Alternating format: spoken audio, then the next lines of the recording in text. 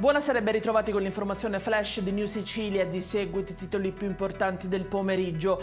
In apertura un avviso di conclusione indagini per tentata concussione emesso dalla Procura di Agrigento nei confronti del direttore generale dell'ENAC Alessio 40 nell'ambito di un'inchiesta riguardante l'aeroporto di Lampedusa. Sono 12 le persone indagate nel procedimento accusate di presunte pressioni esercitate nei confronti di Gaetano Tafuri e Giovanni Amico, all'epoca rispettivamente presidente e direttore dello Scalo. Schifani sarà il nostro candidato nel 2027 e sarà riconfermato. Sono queste le parole di Antonio Tajani, leader di Forza Italia, rispondendo ai cronisti a Santa Flavia, dove oggi è iniziata la kermesse al centro del Mediterraneo. E sempre a Palermo oggi 1 migliaio di manifestanti hanno gridato no alle guerre, sì alla pace in occasione della giornata di mobilitazione nazionale svoltasi in 7 città italiane. Dal corteo è partita anche una richiesta di una conferenza di pace ONU.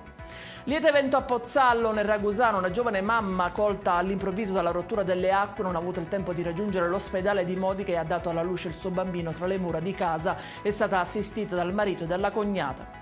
E in chiusura il meteo: sarà una domenica all'insegna del tempo stabile ed assolato ovunque, quella di domani in Sicilia. I venti saranno deboli e le temperature nella media stagionale. Vi ricordo infine di spostare le lancette di un'ora indietro nella notte tra le 2 e le 3 perché ritorna l'ora solare.